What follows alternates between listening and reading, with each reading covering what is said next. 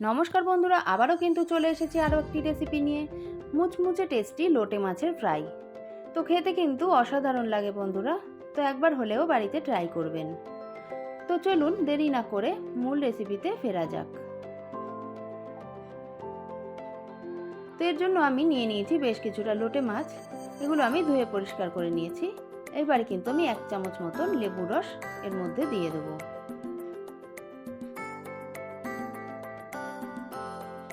এইবারে আমি এর মধ্যে পরিমাণ মতন দিয়ে দেবো হলুদ গুঁড়ো, আর দিয়ে দেবো পরিমাণ মতন লঙ্কা গুঁড়ো।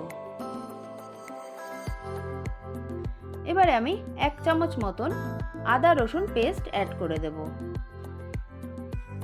আর দিয়ে দেব হাফ চামচ জিরের গুঁড়ো।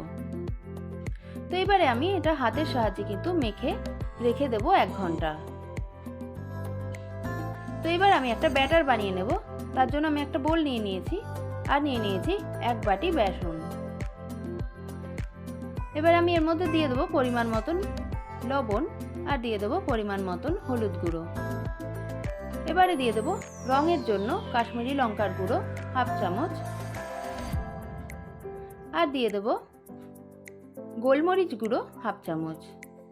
এইবারে আমি ঝালের জন্য দিয়ে দেবো হাফ চামচ লাল লঙ্কা গুঁড়ো, আর দিয়ে দেবো 2 চামচ সুজি।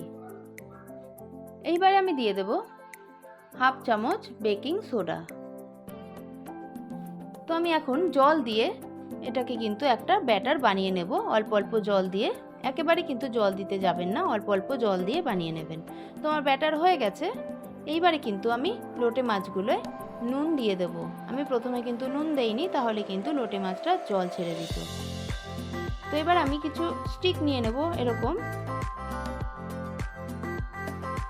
তো লোটে মাছগুলো আমি কিন্তু এভাবে স্টিকে গেঁথে দেব। তো দেখুন আরও একটা মাছ আমি গাঁথছি।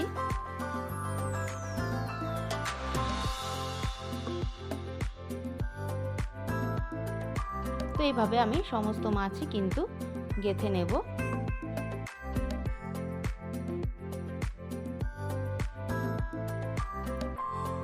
তো আমার সবই মাছই কিন্তু গাঁথা হয়ে গেছে। এবারে এইভাবে কিন্তু ব্যাটারের মধ্যে ডুবিয়ে নেব মাছগুলো।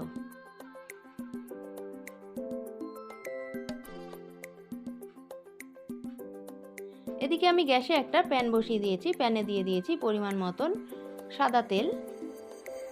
তেলটা গরম হয়ে গেলে আমি একে একে মাছগুলো কিন্তু ছেড়ে দেব।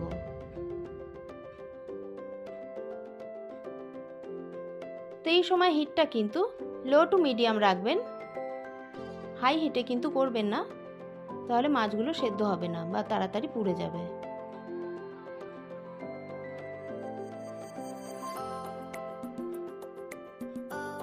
তো আমার মাছটা কিন্তু ওপিঠ ভাজা হয়ে গেছে। এবার কিন্তু এই মাছগুলোকে উল্টে দেব।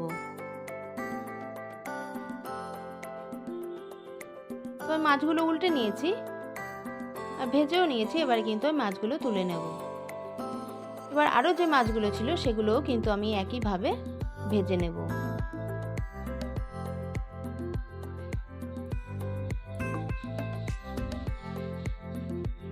তো বন্ধুরা আমার ভাজা কিন্তু হয়ে গেছে। এইবারে আমি মাছগুলোকে তুলে নেব। তো তৈরি হয়ে গেল আমার লোটে মাছের ফ্রাই। তো কেমন লাগলো রেসিপিটা অবশ্যই কিন্তু লাইক করে জানাবেন। আর অতিথি হলে তো কোনো কথাই নেই, এরকম লোটে ফ্রাই কিন্তু খুব সহজেই তৈরি করে দেওয়া যায়। তো সবাই ভালো থাকবেন, সুস্থ হবেন। আজ এই পর্যন্তই।